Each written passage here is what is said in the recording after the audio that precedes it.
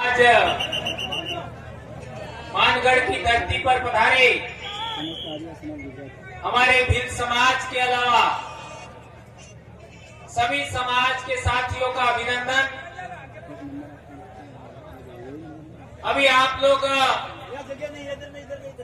बहुत ज्यादा उमस से जूझ रहे हैं, पानी पीते रहें और खड़े रहने के बजाय बैठ जाएंगे तो ज्यादा अच्छा होगा। दोस्तों, भिल प्रदेश संदेश यात्रा के नाम से पिछले 4 साल से हम लोग यहाँ आ रहे हैं और 2020 से हम ज्ञापन दे रहे हैं।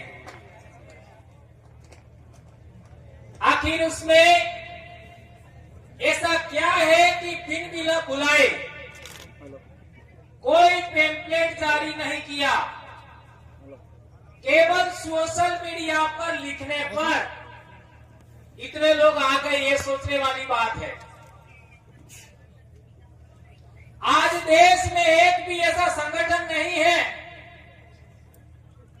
चाहे वो धार्मिक संगठन हो, चाहे वो सामाजिक संगठन हो, चाहे वो सांस्कृतिक संगठन हो, चाहे राजनीतिक संगठन हो, अपने बलबूते अपना पैसा खर्च करके कष्ट झेलते हुए इतनी पब्लिक कोई इकट्ठी नहीं कर सकता। ये मात्र और मात्र आदिवासी परिवार इकट्ठा कर सकता है। उसके लिए आप सब बधाई के पात्र हो, आप सभी बधाई के पात्र हैं। यहाँ पर हमारी बहनें, बेटियां, हमारे भाई सभी आए हैं। हमारे वक्ताओं ने बताया कि आखिर हमको भिल प्रदेश क्यों चाहिए। आज हमारा कुंभलगढ़ की बात करो। कुंभलगढ़ में आदिवासी लोग बहुत लंबे समय से मांग कर रहे हैं। क्या कुंभलगढ़ के एरिया को आज तक शेड्यूल एरिया में शामिल किया गया? क्या नहीं किया गया? तो कुंभलगढ़ के आदिवासियों को शेड्यूल एरिया में शामिल किया गया होता तो कुंभलगढ़ के लोग यहां नहीं आते। एक इंपॉर्टेंट बात, हमारे पड़ोसी गुजरात की बात, खानपुर के आदिवासियों को 2004, 5, 6 तक जाति प्रमाण पत्र एसटी का मिलता था। आदिवासी का, अनुसूचित जनजाति का प्रमाण पत्र मिलता था। आज उनको वो डामोरी है और उनका अनुसूचित जनजाति का प्रमाण पत्र बंद कर दिया गया। और पिछले साल उन्होंने अपने बच्चों को स्कूल भेजने से मना कर दिया। इसके बावजूद भी गुजरात सरकार ने बात नहीं मानी। इसके लिए लोग आ रहे। इस बीच में हमारे सबसे पहले हमारे उम्रदराज जाबाज साथी हमारे बीच में आए थे। ऐसे हमारे आरपी दादा राम प्रसाद जी डिंडोर साहब हमारे बीच में आए हैं। उनका धन्यवाद, जोहार, अभिनंदन। तो मैं बता रहा था, ऐसी ही आज जैसे दीपक भाई कुराना भी आए। दादा जय जवाहर। वहां का देख लीजिए, दादरा नगर हवेली में 70 से 80% आदिवासी था। आज देख लीजिए, इतना इंडस्ट्री बनाया है, इतना उद्योग धंधे लगाया है कि आदिवासियों की वहां हालत खराब है। आवाज साथियों, चर्चा मत करना पास में। आज मध्य प्रदेश के हालात देखिए, वहां भरी बारिश के अंदर हमारे आदिवासियों के मकान थे, वे बुलडोजर से गिरा दिए गए। अंग्रेजों ने घरों पर बारिश में बुलडोजर चलाया था तो अंग्रेज ज्यादा गलत थे कि आज के प्रशासन, शासन? विचार करिए। अरे आदिवासी लोग तो घोंसला नहीं तोड़ते हैं, अपने घर के अंदर सांप घुस जाए तो दीपक जलाते हैं। सांप को मारते नहीं, दीपक जलाते हैं, सांप अपने आप निकल जाता है। अरे बहुत डेंजर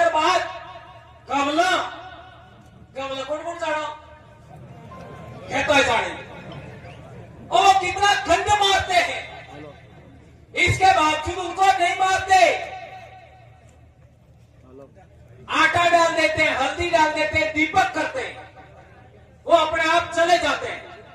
ये प्रकृति की समझ रखता है आदिवासी, और उनके घर आप गिरा रहे हो, और वो भी बुलडोजर से, जब भयंकर बारिश हो रही है तब। अब सवाल पैदा होता है कि आदिवासी डर जाएगा, ऐसा समझते हो क्या? तो ये गलतफहमी अपने दिल दिमाग से निकाल देना। आदिवासी आज तक किसी से डरा नहीं है, तो अब तुमसे डरेगा क्या? नहीं डरेगा। अब सवाल पैदा होता है कि हम यहां क्या करना चाहते हैं, आखिर क्यों इन लोगों को यहां पर बुला रहे हैं? तो आप लोगों ने ये ज्ञापन 150 से ज्यादा ब्लॉक में दिया, 150 से ज्यादा।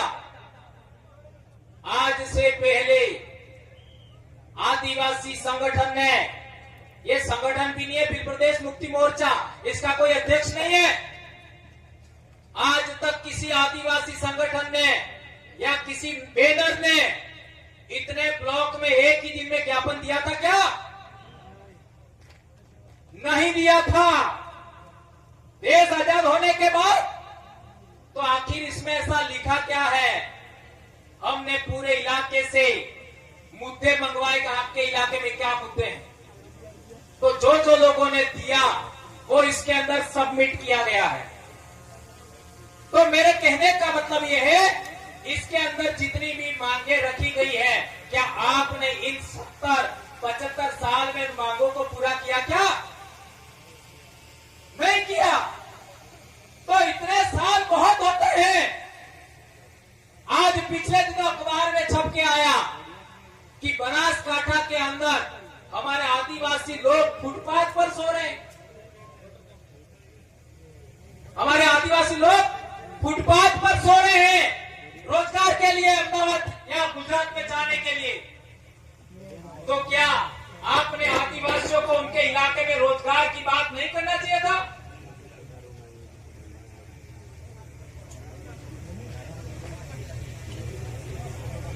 क्या किया गया रोजगार के नाम पर? मैं कहना चाहता हूं, हमारा एक बड़ा मुद्दा है जल आरक्षण। यदि हमको साबरमती का पानी मिल गया होता,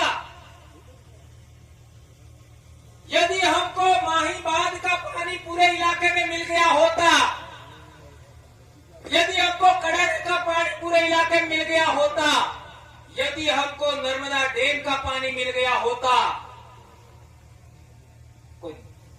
यदि हमको तापी डैम का पानी मिल गया होता,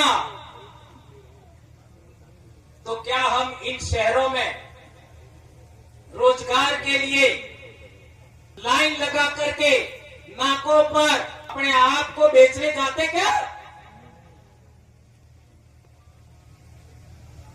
इन रोजगार के नाम पर शहरों में नाकों पर जैसे बकरों की मंडी लगती है, वैसे मजदूरों की मंडी लगती है। ये अपने आप को बेचना होता है।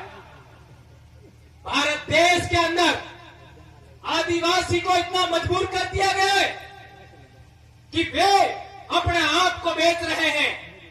आपने सुना होगा अखबारों के माध्यम से कि आदिवासी लोग अपनी बेटियों को बेच रहे हैं।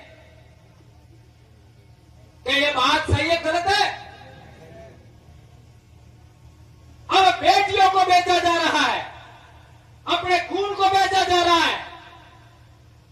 क्या हाल बना दिया आदिवासियों का? और विरोध करने वाले कौन है पता है? हमारे अपने, और वो भी अपने दिमाग से काम थोड़ी करे।